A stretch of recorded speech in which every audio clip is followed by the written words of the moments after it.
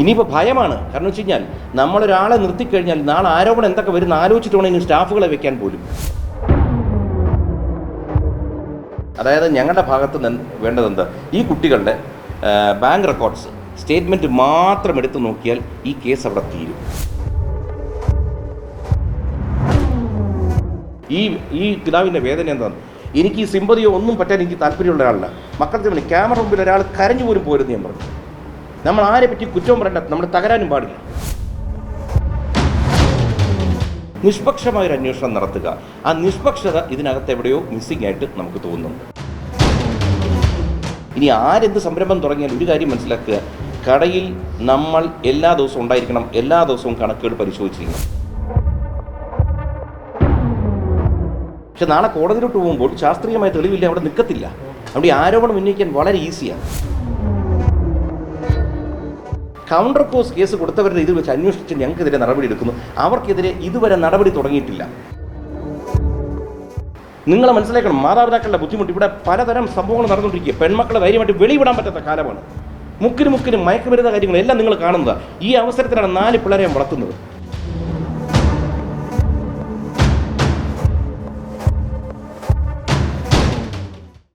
നമസ്കാരം. നടനും BJP നേതാവുമായ ശ്രീ കൃഷ്ണകുമാറിനെതിരെയും അദ്ദേഹത്തിൻ്റെ മകൾ ദിയ കൃഷ്ണയ്ക്കെതിരെയും ഇക്കഴിഞ്ഞ ദിവസം തട്ടിക്കൊണ്ടുപോകലിന് കേസെടുത്തിരുന്നു. മ്യൂസിയം പോലീസാണ് ഇത്തരത്തിലൊരു കേസ് എടുത്തിരുന്നത്. എന്തായാലും ഈ ഒരു വിഷയവുമായി ബന്ധപ്പെട്ട് മറുനാടനോട് ശ്രീ കൃഷ്ണകുമാർ എല്ലാം തന്നെ വിശദീകരിച്ചിരുന്നു, എന്താണ് സംഭവിച്ചത് എന്ന്. മകൾ ദിയ കൃഷ്ണയുടെ സ്ഥാപനത്തിലുണ്ടായ തട്ടിപ്പിനെക്കുറിച്ചുള്ള വാർത്തകളെല്ലാം തന്നെ പിന്നീട് പുറത്തു വന്നു. ഇതിനുശേഷം ഈ പ്രതിഭാഗത്തുള്ള യുവതികളും മാധ്യമങ്ങളോട് പ്രതികരിക്കുകയുണ്ടായി.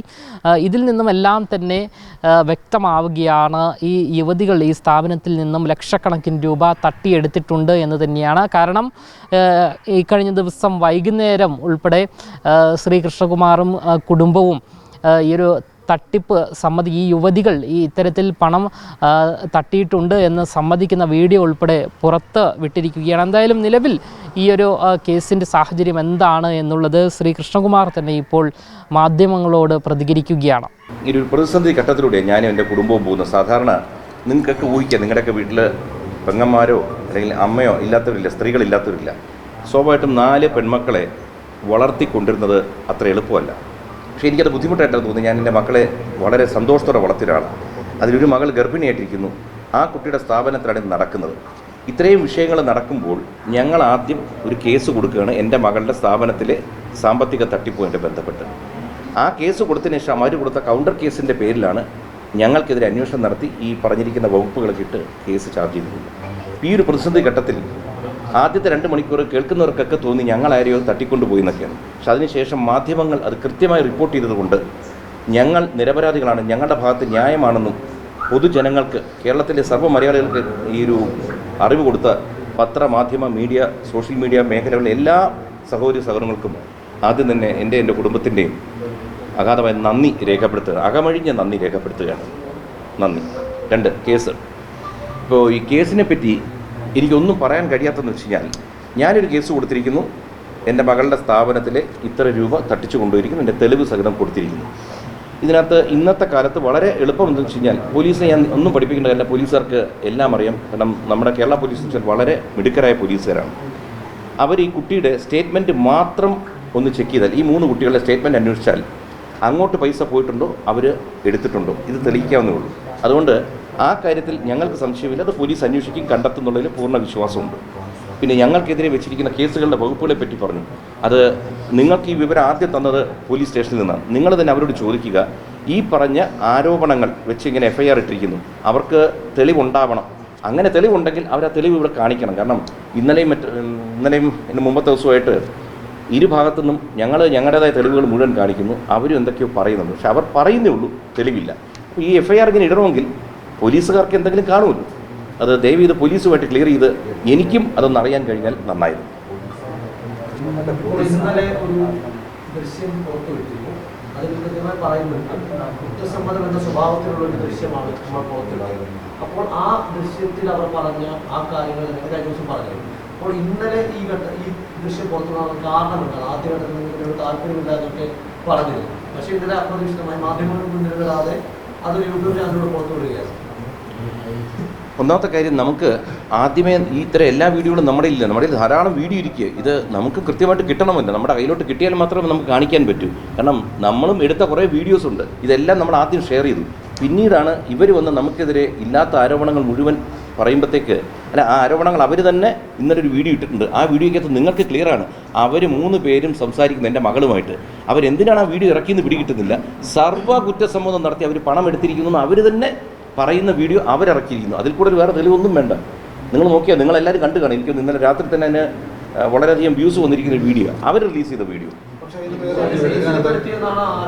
എന്തോ മനഃപൂർവ്വം ഭീഷണിപ്പെടുത്തി പുറത്തു പറഞ്ഞാൽ കൊന്നുകളയും, രാഷ്ട്രീയ സ്വാധീനം ഉപയോഗിച്ച് തീർത്ത് കളയും എന്നൊക്കെ ഭീഷണിപ്പെടുത്തിയതുകൊണ്ട് അവർ പറയാൻ നിർബന്ധിതരായി എന്നാണ് അവർ പറയുന്നത്. അല്ല, അതാ പറഞ്ഞത്. അവർ പറഞ്ഞത് കേൾക്കുന്നുണ്ടല്ലോ. ഞാൻ ഈ നിർബന്ധപ്പെടുത്തി അല്ലെങ്കിൽ ഭീഷണിപ്പെടുത്തി എന്ന് പറയുന്ന ഏതെങ്കിലും ഒരു സംഭവം അവർ കൊണ്ടുവരട്ടെ. കൊണ്ടുവന്നാൽ തീർന്നില്ലേ? ഇതൊന്നും 12 മിനിറ്റ് ദൈർഘ്യമുള്ള ഒരു വീഡിയോ ആണ്. 12 മിനിറ്റ് ദൈർഘ്യമുള്ളത് ഒരു വീഡിയോ ഫുൾ സ്ട്രെച്ച് ആണ്. പക്ഷെ അതിനിടയ്ക്ക് എഡിറ്റഡ് വെർഷനാണ് വിട്ടിരിക്കുന്നത്. അതറിയില്ല ഏത് വീഡിയോയിലാണ്, ഞാനിതൊന്നും കണ്ടിട്ടില്ല. കാരണം ഇന്നലെ സിന്ധു കൃഷ്ണയുടെ യൂട്യൂബ് ചാനലിലൂടെ പുറത്തുവിട്ടത് 12 മിനിറ്റുള്ള വീഡിയോ ആണ്. അതിൽ ആദ്യത്തെ ഭാഗങ്ങൾ ഇവരെ ക്വസ്റ്റ്യൻ ചെയ്തത് ഇവർ 40,000. സ്വാഭാവികമായിട്ട് നിയമപരം എന്തെങ്കിലും കുഴപ്പമുള്ള ഭാഗങ്ങളുണ്ടാവും. അതുകൊണ്ട് നമുക്ക് എഡിറ്റ് ചെയ്യേണ്ടി വരും. ഞാനല്ല തെറ്റിരിക്കുന്നത്, ഞാൻ കണ്ടിട്ടില്ല. വേറെ കാര്യം ആലോചിക്കട്ടെ, ഇവരുടെ ഏതെങ്കിലും വീഡിയോകൾ നിങ്ങൾ കണ്ടിട്ടുണ്ടോ? ഇവർ ഈ പറഞ്ഞ ആരോപണങ്ങൾ ഉന്നയിച്ചിരിക്കുന്ന ഏതെങ്കിലും വീഡിയോ കണ്ടിട്ടുണ്ടോ? അല്ല, അതല്ല. ഇപ്പോൾ ഈ പറഞ്ഞിരിക്കുന്ന ഇവരെ ഞങ്ങൾ മർദ്ദിച്ചു അല്ലെങ്കിൽ ഇവരെ മാനഭംഗപ്പെടുത്താൻ ശ്രമിച്ചു, ഇവർ ഈ പറയുന്ന ഏതെങ്കിലും ഒരു വീഡിയോ തെളിവോ എന്തെങ്കിലും നിങ്ങൾ ആരെങ്കിലും കണ്ടിട്ടുണ്ടെങ്കിൽ അതുകൂടി ഒന്ന് അറിയിക്കുക. ഞാൻ കണ്ടിട്ടില്ല. പോലീസിൽ പരാതി കൊടുക്കാം, നിയമപരമായിട്ട് മുന്നോട്ട് പോകാം, അങ്ങനെ ചെയ്യുകയും ചെയ്തിട്ടുണ്ട്. പക്ഷേ അഹാന അതിനകത്ത് അവർ ചോദ്യം ചെയ്യുന്ന രീതി, അവർ പോലീസ് ചോദ്യം ചെയ്യുന്ന രീതിയിലാണ് കാണാൻ. അങ്ങനെയൊക്കെ ചെയ്യേണ്ട കാര്യമുണ്ട്. അവരെ കസ്റ്റഡിയിൽ എടുക്കുന്നു, ആ ഒരു ഇൻട്രോഗേഷൻ്റെ സ്വഭാവം എന്നത് വരുന്നുണ്ട്. അതിൻ്റെ ആവശ്യമുണ്ടോ? അല്ലെങ്കിൽ നിങ്ങൾ ചെയ്യേണ്ടിയിരുന്നത് പോലീസ് സ്റ്റേഷനിൽ പോവുക, കൃത്യമായിട്ട് ആ നിയമപരമായിട്ട് പോകുന്നതിന് പകരം അവരെ വിളിച്ചുകൊണ്ട് ഇവിടെ കൊണ്ടുവരുന്നു, നിങ്ങളിങ്ങനെ ചെയ്തില്ലേ എന്നൊരു ക്വസ്റ്റ്യനിങ് രീതിയിലേക്ക് പോകുന്നു. അതൊരു ശരിയായ രീതിയാണ്. ഇതിനകത്ത് ശരിയും തെറ്റും നിങ്ങൾക്ക് സൈഡിൽ നിന്ന് ഇങ്ങനെ ചോദിക്കാം. പക്ഷേ അതിന് ഉത്തരം ഞാൻ തരാം. ലക്ഷക്കണക്കിന് രൂപ ബാങ്കിൽ നിന്ന് ലോൺ എടുത്ത് ഒരു ചെറിയ പെൺകുട്ടി ഒരു ബിസിനസ് തുടങ്ങി കുറച്ച് പേർക്ക് ജോലിയും കൊടുത്ത് നമ്മൾ മുന്നോട്ട് പോകുമ്പോൾ ഈ പണം തട്ടിക്കൊണ്ട് പോകുമ്പോഴുള്ള വേദന ഈ ബിസിനസ് ചെയ്തവർക്ക് മാത്രമേ ബുദ്ധിമുട്ട് വരൂ. കാരണം നമ്മുടെ കയ്യിൽ നിന്നൊരു 10,000 രൂപ പോയാൽ എൻ്റെ തൊഴിലാളികളാണ് എടുത്തിരിക്കുന്നത്. തൊഴിലാളികൾ ആദ്യം എനിക്ക് ചോദിക്കണമല്ലോ. ചോദിക്കാതെ നമുക്ക് പറ്റത്തില്ല. പിന്നെ ചോദിക്കുന്ന രീതികൾ, നമ്മളിൽ പലരും പല തരത്തിൽ ജനിച്ചു വളർന്നും പല സാഹചര്യത്തിൽ വളർന്നു വരിക. നമ്മൾ ഓരോരുത്തരും ഓരോ രീതിയിൽ ചോദിക്കും. പണം പോകുമ്പോൾ സ്വാഭാവികമായും നിങ്ങൾ ആരാണെന്ന് നിങ്ങളുടെ മനസ്സിനോട് ചോദിക്കുക. നിങ്ങളുടെ വീട്ടിൽ നിന്നോ നിങ്ങളുടെ സ്ഥാപനത്തിൽ നിന്നോ പണം കൊണ്ടുപോയി കഴിഞ്ഞാൽ സ്വാഭാവികമായിട്ട് ആദ്യം ചോദിക്കും. അല്ല, നേരെ നമ്മൾ പോലീസ് സ്റ്റേഷനിൽ പോകില്ല. കാരണം ഇവരാണോ എടുത്തിരിക്കുന്നത്, എത്രയാണ് എടുത്തിരിക്കുന്നത്, നമുക്കൊരു ഏകദേശം ധാരണ വേണ്ടേ? നമുക്ക് ധാരണ കിട്ടാൻ നമ്മളെങ്ങനെ പോലീസ് സ്റ്റേഷനിൽ പോവുക? വെറുതെ ഒരാൾക്ക് പരാതിയുമായിട്ട് പോകാൻ പറ്റൂ? എന്നിട്ട് പോലും ഞങ്ങൾ പോയില്ല. കാരണം ആദ്യം ഇവർ ചെറുതായിട്ട് ഇവർ സമ്മതിക്കുന്നുണ്ട്, ഞങ്ങൾ ഇത്ര എടുത്തു അത്ര എടുത്തു എന്ന്. കുറേ കഴിഞ്ഞ് ഇവരുടെ ഫോൺ വാങ്ങിച്ച് നോക്കുമ്പോഴാണ് ഡിജിറ്റൽ ട്രാൻസാക്ഷൻ നടന്നിരിക്കുന്നത്. അതായത് എല്ലാം QR കോഡ് ഉപയോഗിച്ച് ഇവരുടെ ഇതിലോട്ട് പോയിരിക്കുന്നു. ആദ്യം ഒരു കുട്ടി വാങ്ങിക്കും, ആ കുട്ടി 2 പേർക്ക് ഷെയർ ചെയ്തിരിക്കുന്നു. വീണ്ടും അടുത്ത കുട്ടിയുടെ ഫോണിലാണ് വാങ്ങിച്ചിരിക്കുന്നത്, ആ കുട്ടിയുടെ നിന്ന് ഈ കുട്ടികൾക്ക് ഷെയർ ചെയ്തിരിക്കുന്നു. ഇത് മുഴുവൻ ഇവരുടെ ഫോണിലെ GPayയുടെ ട്രാൻസാക്ഷൻ ഹിസ്റ്ററിക്കകത്ത് കിടക്കുക. അപ്പം നമ്മൾ ഇവരുടെ ചോദിക്കാതെ നമുക്ക് മുന്നോട്ട് പോകാൻ പറ്റില്ല. കാരണം നമുക്കൊരു പരാതിക്ക് പോകണം. ഒരു കാര്യം വ്യക്തമായിട്ടാണ്, ഇപ്പോൾ ഒരാളുടെ ഫോൺ എന്ന് പറഞ്ഞാൽ സ്വകാര്യതയാണ്, അവരുടെ അതായിട്ടുള്ള വ്യക്തിപരമായ കാര്യങ്ങളാണ്. ഇപ്പോൾ ഇവർ പറയുന്ന ആരോപണം, അതായത് അവരുടേതല്ലാത്തൊരു സ്പേസിൽ നിങ്ങളുടെ സ്ഥലത്ത് നിങ്ങൾ കുറച്ചു പേർ ചേർന്ന് അവരുടെ ഫോൺ വാങ്ങി അത് പരിശോധിക്കുന്നു, അവരെ തടഞ്ഞു വെച്ച് മണിക്കൂറുകളോളം ചോദ്യം ചെയ്യുന്നു. അപ്പോൾ അവർ പറയുന്നതിൽ നിയമപരമായ സാധ്യതയൊക്കെ ഇല്ലേ? അല്ല, ഒറ്റക്കാര്യം അതായി തടഞ്ഞു വെച്ചു എന്നുള്ളതിന് എന്ത് തെളിവാണുള്ളത്? പിന്നെ ഫോൺ ഞങ്ങൾ പിടിച്ച് വാങ്ങിച്ചിട്ടില്ല. ഞങ്ങൾ പറഞ്ഞു ഫോൺ തരാൻ പറഞ്ഞു, GPayയുടെ കാണിക്കാൻ പറഞ്ഞു. GPayയുടെ കാണിക്കുമ്പോൾ ഞങ്ങൾ കാണുക, ഇത് മുഴുവൻ ഞങ്ങൾ റെക്കോർഡ് ചെയ്തു. ഈ കുട്ടികൾ ഇവിടെ നിന്ന് സംസാരിക്കുന്ന വീഡിയോ അവർ ഇറക്കിയിരിക്കുന്നവർ അവരുടെ കയ്യിൽ ഫോൺ ഇരിക്കുക. ഈ കെട്ടിടത്തിൻ്റെ അതാ മുകളിലത്തെ നിലയിലിരുന്നാണ് സംസാരിച്ചിരിക്കുന്നത്. ഇവിടെ എല്ലാ സ്റ്റാഫും ഉണ്ട്. ആ വീഡിയോയ്ക്കകത്ത് കുട്ടികൾ എഴുതി തരുന്ന പത്രത്തിൻ്റെ ഒരു ഫോട്ടോ അവർ ഇറക്കിയിരിക്കുന്നു, ഞങ്ങൾ എഴുതി കൊടുത്തിട്ടുണ്ടെന്ന്. അതിനകത്ത് ഇവരുടെ കയ്യിലെല്ലാം ഫോൺ ഇരിക്കുക. ഇനി എവിടെയാണ് ഞങ്ങൾ ഫോൺ തട്ടിപ്പറിച്ചത്? എന്തെങ്കിലും തെളിവ് വേണം. ഇവർ പറയുന്നതിന് എന്തെങ്കിലും അവരൊരു പ്രൂഫ് കാണിക്കട്ടെ. നിങ്ങൾ ആലോചിക്കുക, കേസ് കൊടുത്ത് ഞങ്ങളുടെ ഭാഗത്ത് വേണ്ടത് എന്താ? ഈ കുട്ടികളുടെ ബാങ്ക് റെക്കോർഡ്സ് സ്റ്റേറ്റ്മെൻറ്റ് മാത്രം എടുത്ത് നോക്കിയാൽ ഈ കേസ് അവിടെ തീരും.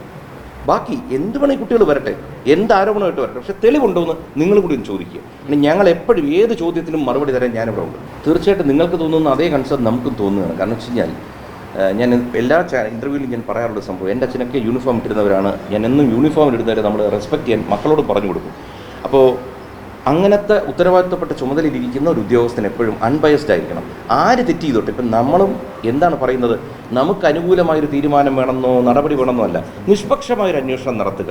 ആ നിഷ്പക്ഷത ഇതിനകത്ത് എവിടെയോ മിസ്സിംഗ് ആയിട്ട് നമുക്ക് തോന്നുന്നു. ഒരിക്കലും നമ്മൾ അങ്ങനെ കൊടുക്കില്ലല്ലോ, കൊടുക്കേണ്ട ആവശ്യമില്ല.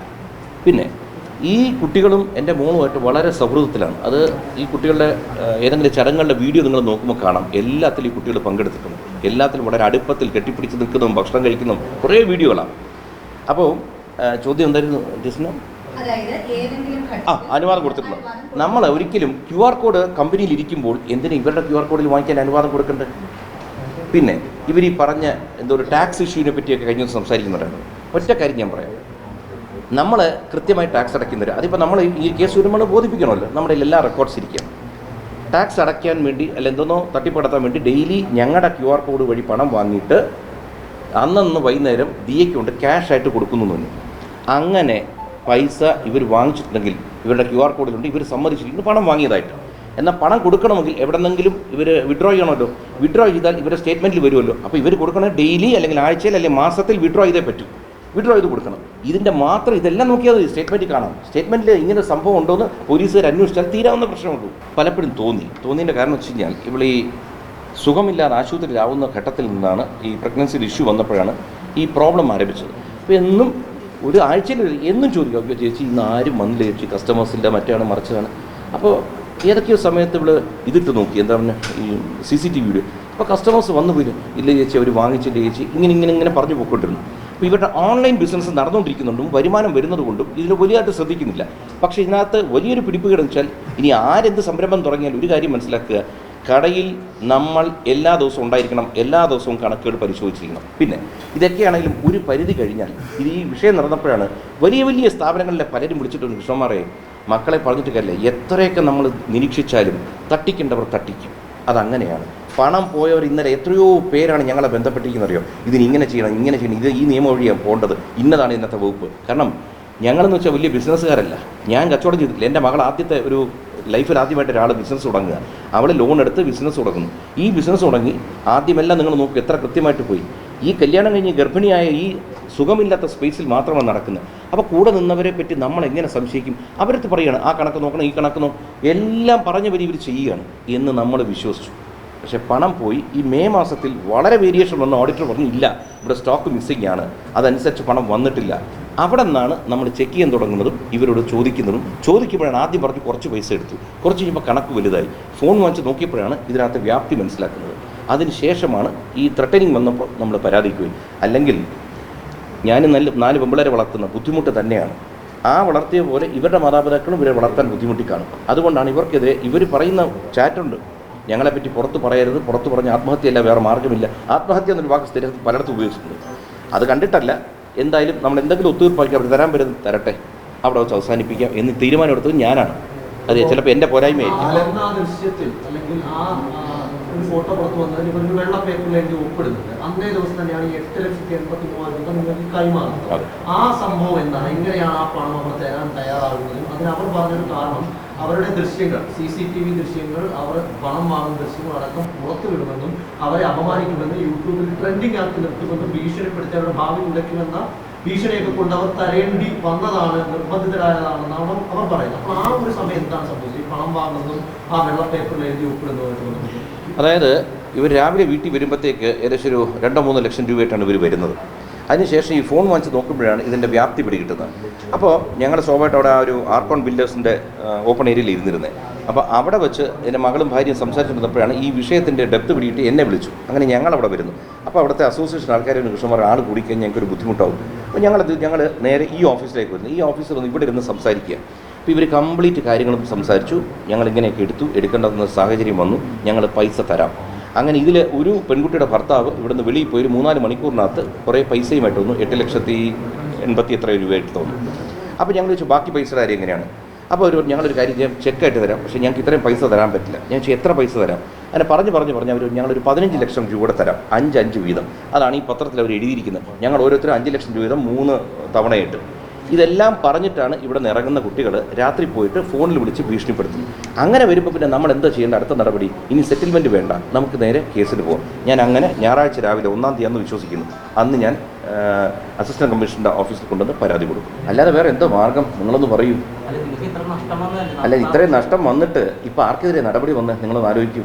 നമ്മുടെ ഇവിടുത്തെ സംവിധാനങ്ങളെപ്പറ്റി നല്ല ബോധമുള്ള ഒരാൾ, 56 വർഷം ഈ ഭൂമിയിൽ ജീവിച്ച ഒരാളാണ്, കലാകാരനായിട്ട് രാഷ്ട്രീയത്തിലെല്ലാം നിന്നതാണ്. നിങ്ങൾക്ക് ആർക്കെങ്കിലും പണം പോയിട്ട് നമ്മൾ എന്താ ഇന്നത്തെ കാലത്ത് നോക്കുന്നത്? പണം കിട്ടണമെങ്കിലുണ്ടല്ലോ 10-20 വർഷം പോകും. നമ്മൾ ആയസോടെ ജീവനോട് പോലും ഭൂമി കാണത്തില്ല. ഇതൊക്കെ നമ്മുടെ അനുഭവത്തിൽ വന്നു കഴിഞ്ഞു.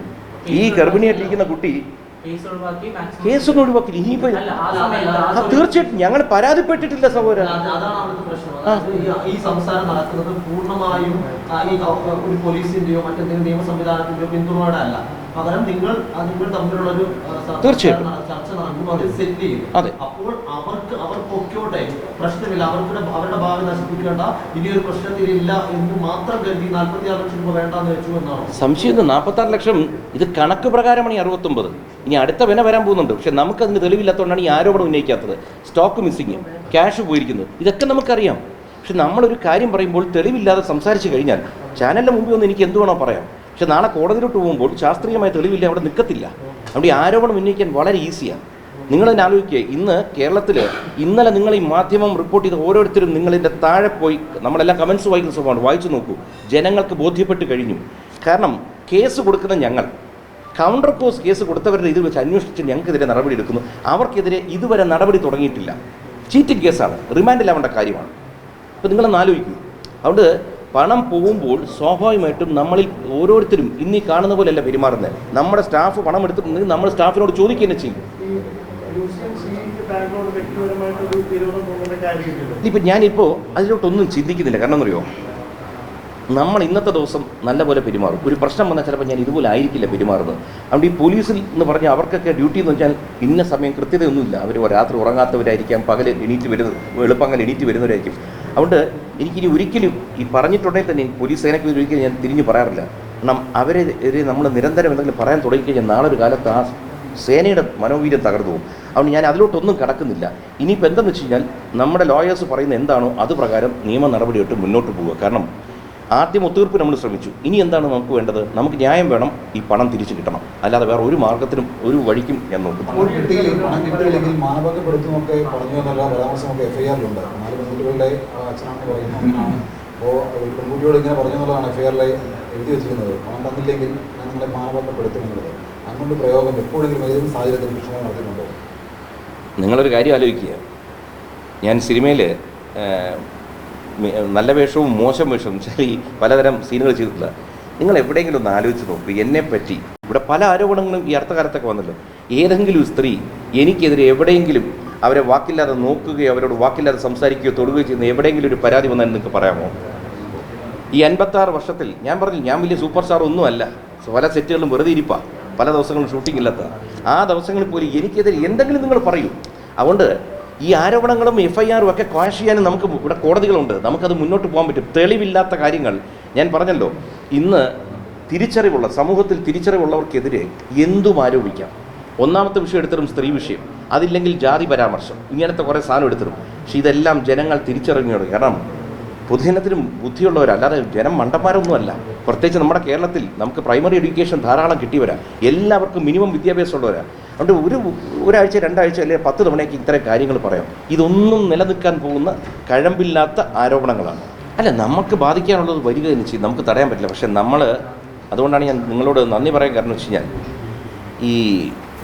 ഞാൻ തിരുവനന്തപുരം മണ്ഡലത്തിലാണ് ഇലക്ഷൻ നിന്നത്. നിങ്ങൾക്കറിയാം, തിരുവനന്തപുരം സെൻട്രൽ മണ്ഡലത്തിൽ. അതിനകത്താണ് ഈ കടപ്പുറം മേഖല വരുന്നത്, പ്രത്യേകിച്ച് വലിയ തുറയുള്ള കുട്ടികളാണ് ഇതിനകത്ത് എല്ലാവരും.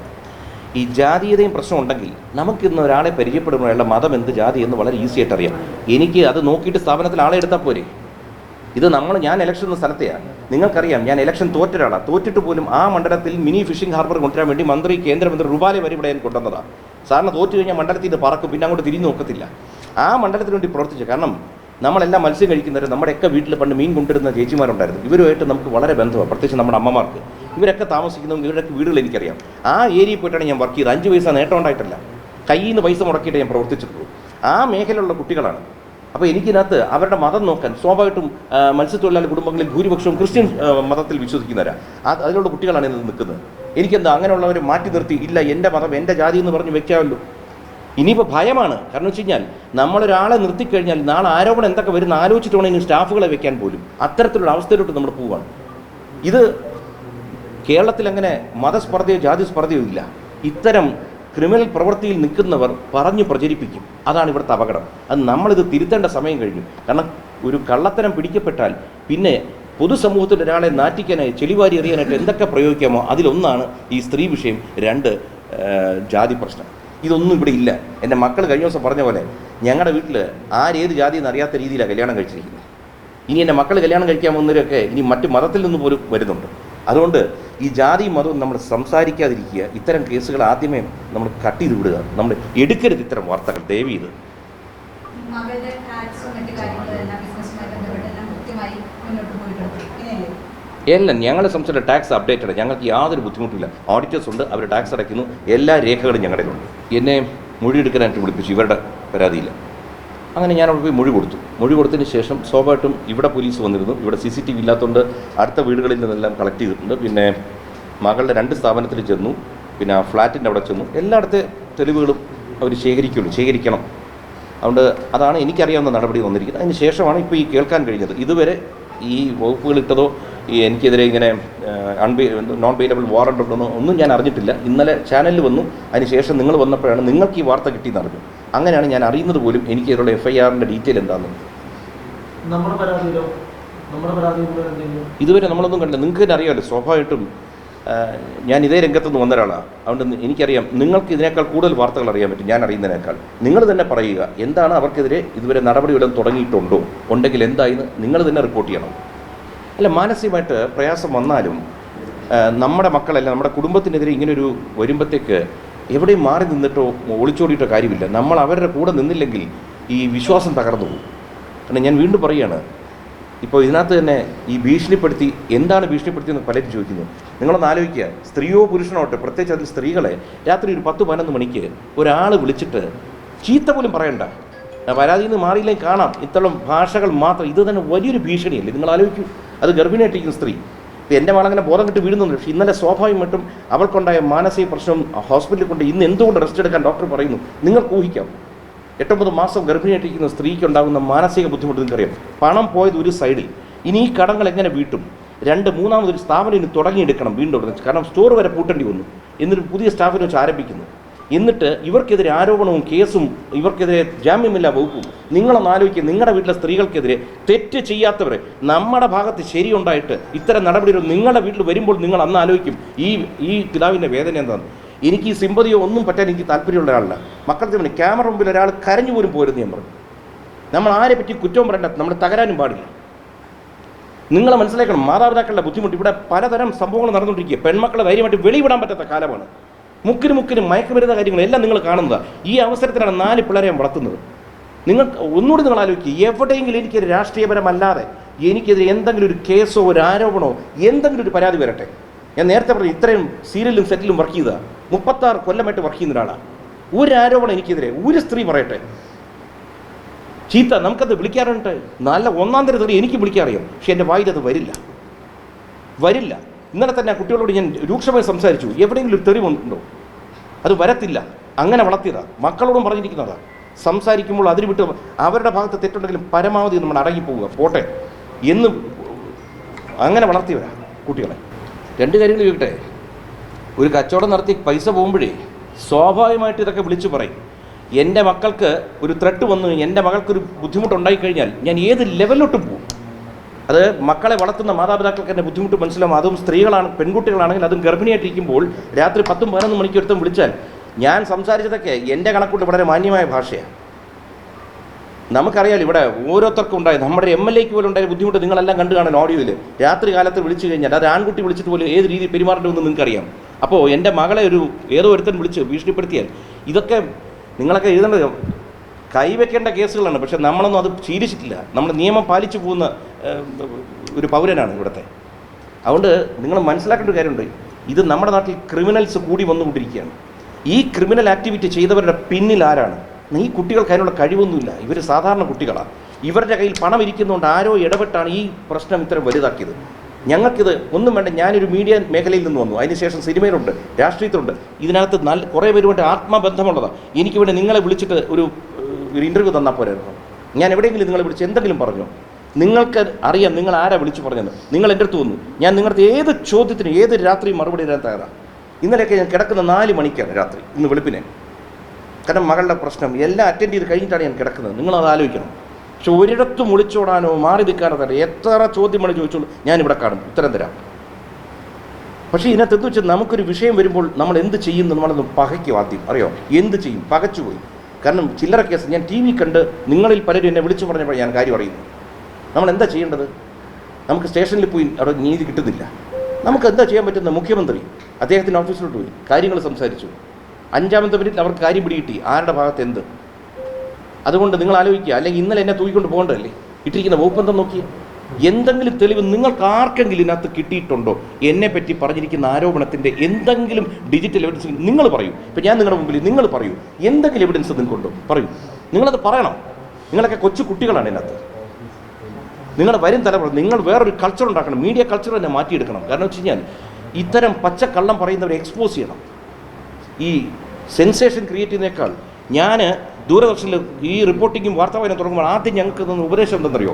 നിങ്ങളൊരാളെ ഇൻ്റർവ്യൂ ചെയ്യാൻ പോകുമ്പോൾ നിങ്ങൾ സംസാരിക്കരുത്, അവർ സംസാരിക്കും. നിങ്ങൾ കേൾവിക്കാരിരിക്കുക, ബി എ ലിസ്ണർ.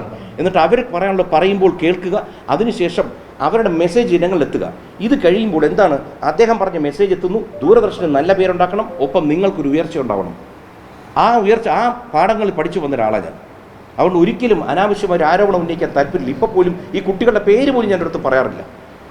പക്ഷെ നിവൃത്തിയില്ലാതെ വന്നപ്പോൾ, നിവൃത്തിയില്ലാത്തതുകൊണ്ട് ഭാര്യയും മക്കളും വീട്ടിൽ നിന്ന് ആലോചിക്കും ഇനി എന്ത് ചെയ്യണം, ഈ വീഡിയോ റിലീസ് ചെയ്യണം. ഞാൻ റിലീസ് ചെയ്യും, അല്ലെങ്കിൽ നമ്മൾ കള്ളന്മാരായി പോകും. കാരണം ഇന്ന് അങ്ങനെയാണ്, മിണ്ടാതിരിക്കുന്നവൻ കള്ളനായി പോകുന്ന കാലമാണ്.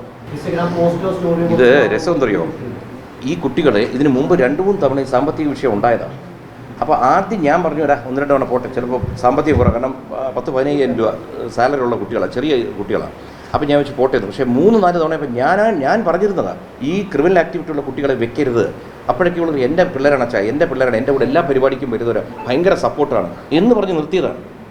അതായത് എല്ലാം നിങ്ങൾ നോക്ക്. ഇതൊന്നും ഞാൻ എന്തെങ്കിലും പറയുന്നതിലൊരു കള്ളം ഇന്നലെ പറഞ്ഞതല്ല, ഇന്ന് പറയുന്നത് നിങ്ങൾ കേട്ട് നോക്കൂ.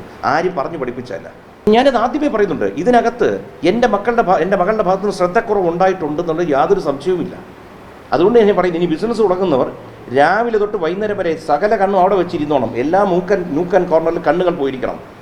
ഇന്ന് വളരെ നമ്മൾ ഈ ഇന്നത്തെ കുട്ടികൾക്കൊരു ഇതുണ്ട്, അവരുടെ വിചാരം ഈ ഓൺലൈനിലെല്ലാം കറക്റ്റ് ആയിക്കോളുന്നൊരു തോന്നലുണ്ട്. ആ ഓൺലൈൻ അവർ തയ്ച്ചു ഇല്ല. ട്രഡീഷണൽ രീതിയിൽ നിങ്ങളുടെ ലെഡ്ജർ ഓരോ ഇതിനും വൗച്ചർ വെച്ച് എല്ലാത്തിനും കണക്കുണ്ടായിരിക്കണം. ഇല്ലെങ്കിൽ ഇത്തരം തട്ടിപ്പുകൾ നടക്കും.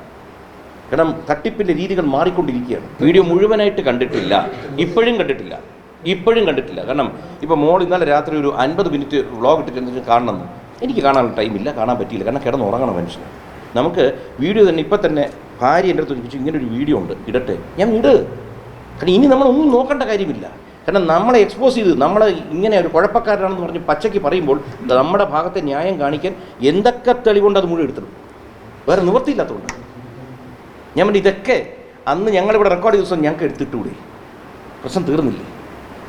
കേസിനെ കുറച്ചുകൂടി വിലപ്പിച്ചുകൂടെ? നിങ്ങളൊന്ന് ആലോചിച്ച് നോക്ക്. നമ്മുടെ ഈ വീഡിയോ എടുത്തതെന്നാ ഈ സംഭവം നടന്ന ദിവസമാണ്. ഇതെല്ലാം കഴിഞ്ഞ് നിങ്ങളുടെ അറിവിലേക്കായിട്ടൊരു കാര്യം പറയാം. പെൺകുട്ടികൾ ഇന്ന് പലതരത്തിലുള്ള ബുദ്ധിമുട്ട് അനുഭവിക്കും. പ്രത്യേകിച്ച് ഞങ്ങളുടെ 4 മക്കളും ഈ സോഷ്യൽ മീഡിയയിൽ നിൽക്കുന്നുണ്ട്. തിരിച്ചറിവുള്ള മുഖങ്ങളായുണ്ട്. ഞങ്ങളുടെ വീട്ടിനവിടെ പലപ്പോഴും നിങ്ങൾ കാണും പിള്ളേർ വന്ന് വീട്ടിൽ ചാടി കയറിയ സംഭവം പലതും ഉണ്ടാവാറുണ്ട്. ഈ സംഭവം നടന്നതിന് ശേഷം ഡേറ്റ് കൃത്യമായിട്ട് ഓർക്കുന്നില്ല, രാത്രി ഞങ്ങൾ കുടുംബം മൊത്തമായിട്ട് പുറത്തുപോയി ഭക്ഷണം കഴിച്ചിട്ട് വരുന്ന വഴി മൂത്ത മോളും ഇഷാനിയും ഹൻസികയായിട്ട് കാറിൽ വരുന്നു. ഒരാൾ മരുതൻകുഴി പാലത്തിന് തൊട്ട് മുമ്പ് ലൈറ്റ് അടിക്കുന്നു, കൈ കാണിക്കുന്നു. ഇവരെന്താണെന്നറിയാതെ ഈ വണ്ടി കൊണ്ട് നിർത്തുന്നു. തടഞ്ഞു നിർത്തി തെറി വിളിക്കുന്ന വീഡിയോ വരെ ഇതെടുത്തു വെച്ചു. ഞങ്ങൾ ഇതുവരെ പറഞ്ഞിട്ടുണ്ടോ ഇതുമായി ബന്ധപ്പെട്ടതാണോ അല്ലയോ എന്നറിയില്ല. പിള്ളേർ പേടിച്ചു പോവുക. ഇന്ന് നിങ്ങൾക്ക് അതിൻ്റെ വീഡിയോ ഞാൻ തരാം. ആളായിരുന്നു പോലും അറിയില്ല. പിള്ളേർ പേടിച്ചിട്ട് നമ്പർ എടുക്കാൻ പറ്റില്ല. ഇയാൾ പറയുന്നതല്ല. അപ്പോൾ വീഡിയോ എടുത്തു തുടങ്ങി പറയുന്നത്, ഞാൻ കൃഷ്ണകുമാറിൻ്റെ ഫ്രണ്ടാണ്, നീ സൂക്ഷിച്ചു പോക്കണം, എന്തൊക്കെയോ പറയുന്നു. ഇവർ പേടിച്ചു പോകാതെ എന്ത് ചെയ്യാൻ പറ്റും? കാരണം ഇതുമായി ബന്ധപ്പെട്ട ആരെങ്കിലും അടിക്കാൻ വന്നതാണ്. ഒരു പിടിയും കിട്ടുന്നില്ല. ഇത്തരം കുറേ സംഭവം എൻ്റെ കൂടെ നടക്കുക. ഇതുവരെ ഈ സംഭവങ്ങളൊന്നും ഞാൻ പറഞ്ഞിട്ടില്ല. പറയാനാണെങ്കിൽ കുറേ ഇതിന് വീഡിയോ എവിഡൻസ് വരെ ഞാൻ തരാം. ഇയാൾ ആരെന്ന് പോലും ഞങ്ങൾക്ക് അറിയത്തില്ല. ഇവരുമായിട്ട് ബന്ധമുണ്ടോ ബന്ധമില്ലയോ? നമ്മൾ സ്വാഭാവികമായിട്ട് വിചാരിക്കുന്നത് ഈ കുട്ടികൾ എങ്ങനെ രാത്രി കിടന്നുറങ്ങും? നിങ്ങളൊന്ന് ആലോചിക്കുക. വീട്ടിൻ്റെ വെളിയിൽ ശബ്ദം കേട്ടാൽ ഉറങ്ങാൻ ബുദ്ധിമുട്ട് വരും. ഈ തന്തയും തള്ളയൊക്കെ ഇന്ന് ജീവിച്ചിരിക്കുന്നതുകൊണ്ട് നമുക്ക് സപ്പോർട്ട് ചെയ്യാൻ പറ്റും. നിങ്ങൾ ആലോചിക്കണം, ഈ തന്തയും തള്ളയെ ആരടുത്ത് നമ്മൾ ചെന്ന് നമ്മുടെ പരാതി പറയും, വേദന പറയും. മനുഷ്യൻ പ്രഷറിലാണ് ഇവിടെ മരിച്ചു പോകുന്നത്. അറിയോ, ഭൂമിയിൽ ഏറ്റവും കൂടുതൽ ആൾക്കാർ മരിക്കുന്ന സ്ട്രെസ്സാണ്. സ്ട്രെസ് കൊണ്ടാണ്.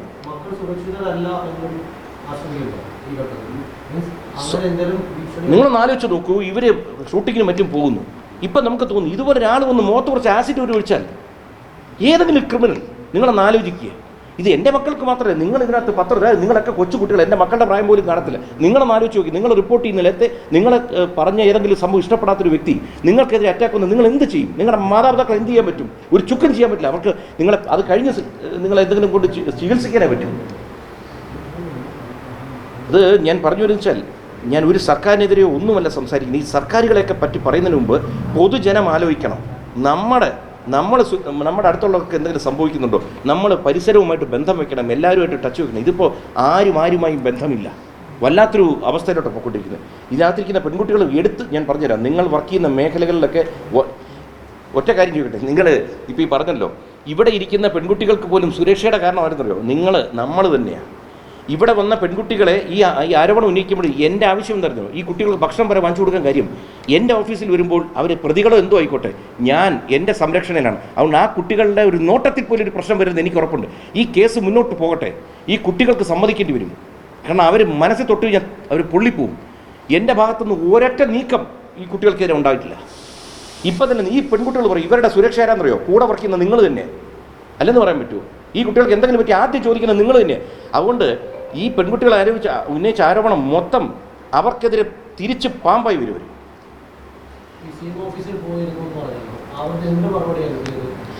നമ്മൾ പിന്നെ സ്വാഭാവികമായിട്ടും ഒരു ഉന്നത ഓഫീസിൽ പോകുമ്പോഴത്തേക്ക് അവരുടെ കാര്യം പറഞ്ഞ് മനസ്സിലാക്കി കഴിയുമ്പോൾ അവർ പറയുന്നു നിങ്ങൾ ധൈര്യമായി പോവുക, നിങ്ങൾക്കെതിരെ ഒരു കടുത്ത നടപടി ഉണ്ടായാലും ഞങ്ങളത് അന്വേഷിക്കും, വിശദമായ അന്വേഷണത്തിന് ശേഷം മാത്രമേ നടപടി ഉണ്ടാവൂ എന്ന് പറയുമ്പോൾ അതൊരു വലിയ ആശ്വാസ വാക്കാണ്. മാത്രമല്ല, അപ്പോൾ ഇനി ഇതിനകത്ത് ഒരു ന്യായത്തിൻ്റെ ഭാഗത്തുനിന്നൊരു അന്വേഷണം നടക്കും. അതിനോട് എന്നും മുഖ്യമന്ത്രി ഓഫീസിനോട് കടപ്പെട്ടിരിക്കുന്നു. എന്തായാലും കൃഷ്ണകുമാർ മാധ്യമങ്ങളോട് പറഞ്ഞു വയ്ക്കുന്നത് ഈ യുവതികളുടെ ഫോൺ ചെക്ക് ചെയ്തപ്പോൾ വളരെ ഞെട്ടിപ്പിക്കുന്ന സംഭവങ്ങളാണ് കാണുവാൻ സാധിച്ചിരിക്കുന്നത്. കാരണം ഇവർ അത്തരത്തിൽ QR കോഡ് ഉണ്ടാക്കി ഏകദേശം 69 ലക്ഷം രൂപ തട്ടിയെടുത്തു എന്ന് മനസ്സിലാക്കാൻ സാധിക്കുന്നു. എന്തായാലും ഇതിന് ശേഷം ഈ ടാക്സുമായി ബന്ധപ്പെട്ട് ടാക്സ് വെട്ടിക്കാനുള്ള ശ്രമങ്ങൾ നടന്നോ എന്നുള്ള ചോദ്യങ്ങളെല്ലാം തന്നെ സോഷ്യൽ മീഡിയയിൽ ഉയർന്നു വന്നിരുന്നു. എന്നാൽ അതിനുള്ള കൃത്യമായ മറുപടി തന്നെയാണ് ഇന്ന് കൃഷ്ണകുമാർ മാധ്യമങ്ങളോട് പ്രതികരിച്ചതിൽ നിന്നും വ്യക്തമാക്കുന്നത്. ക്യാമറമാൻ അഖിൽ അശോകിനൊപ്പം അമൽ രുദ്ര, മറുനാടൻ മലയാളി, തിരുവനന്തപുരം.